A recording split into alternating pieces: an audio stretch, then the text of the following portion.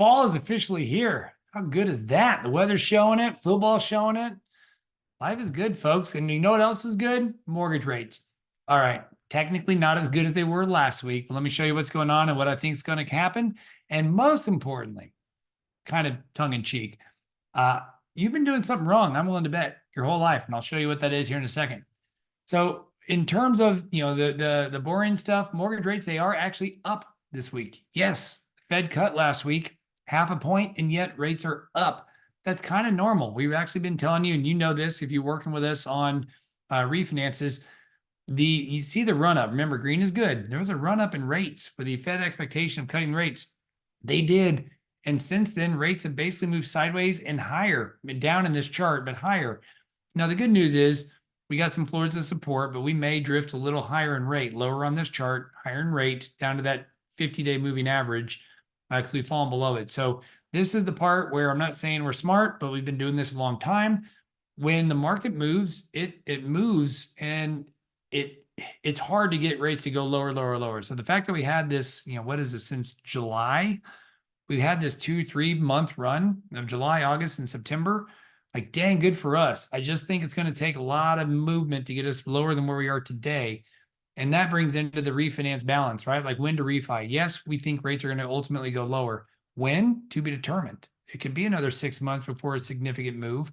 Yes, the Fed's expected to cut more this year, but that's kind of already baked into the cake. So the question is, running those numbers, does it make sense to refinance now? Knowing that, again, you might have to refinance and say another 12 months when rates go down, but that's 12 months of savings. So it's just a matter of, let's do the math to see if it truly makes sense. Because again, right now rates are good, but if they drift a little higher over the coming weeks, to be determined. We'll see. So it's all about the numbers. I don't care if you do or don't, but I think it is important. I do care that you at least run the numbers to know where you stand. So reach out to us if you have questions. That's my self-serving pitch and plug right now. So yes, they did move higher. That's basically everything I just told you. Kind of, this is just proof in the pudding. It is what it is. First time home buyers, I saw this, thought it was interesting. I didn't realize they were this high of a percentage, although it makes sense, of new home sales.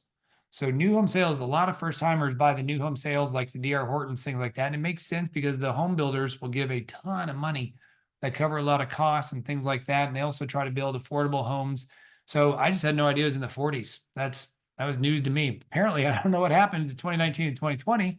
No data there. But at the end of the day, that was interesting and I thought I'd share. Mortgage-free homes, cash. Somewhat not surprising but surprising, Texas has the top three cities in America that have the highest percentage of cash, no mortgaged homes. Brownsville, McAllen, Beaumont. Beaumont's Houston area, for those that don't know. Brownsville, McAllen down in the valley.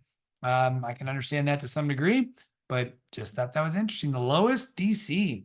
Makes sense. California, Colorado, places where homes are very expensive. Metro areas with the biggest cut savings since the cut in rates. Makes sense. It's all the high dollar ones we just saw. The Californias, the Connecticut's, the Hawaii's, of course, are going to have the biggest savings because they got the biggest loan amounts. Mortgage demand rises when rates falls. We've been screaming this for the last year and a half.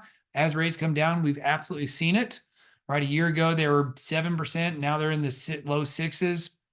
At the end of the day, guys, as rates keep coming down, more demand comes out of the woodwork because people can now afford the home they've been wanting.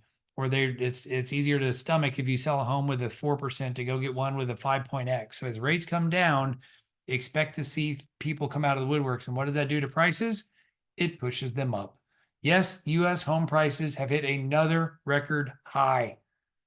So this is the top, it's the 20 city composites, the top 20 cities.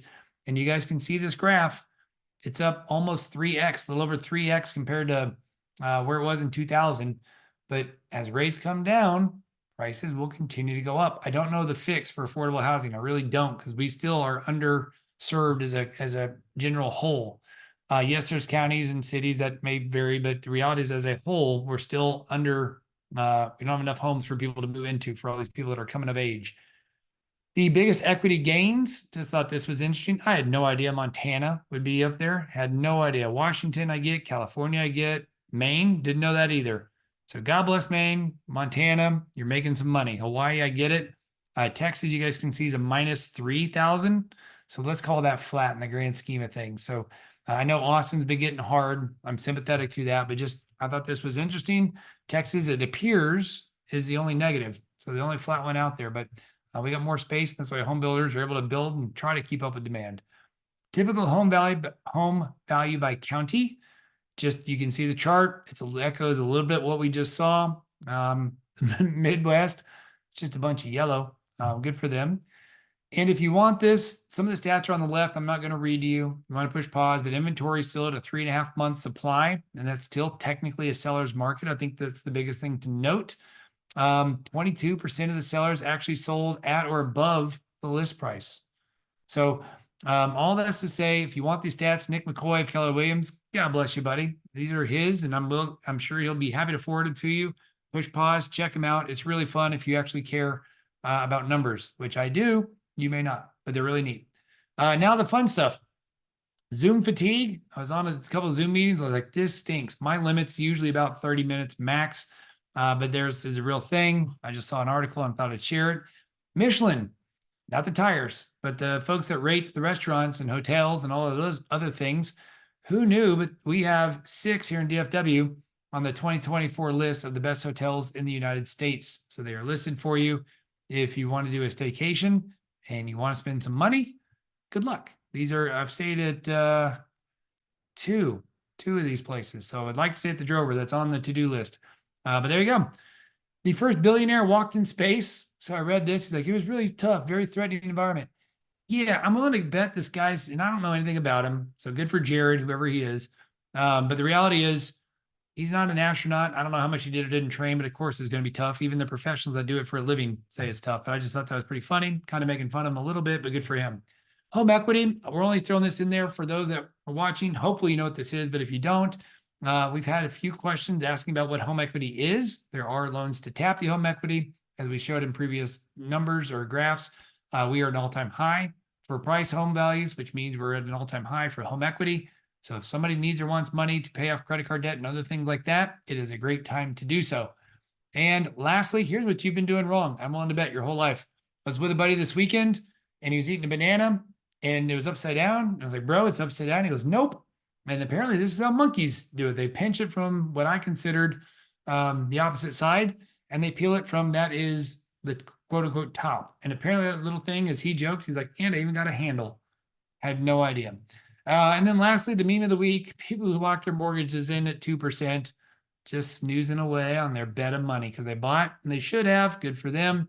And lastly, if you know somebody who needs to see this or just needs to know us, please forward, share, subscribe, all the normal stuff you know to do. And as always, we appreciate you watching. Hope you have a great rest of your week. Enjoy your weekend. Enjoy the weather. Go Cowboys.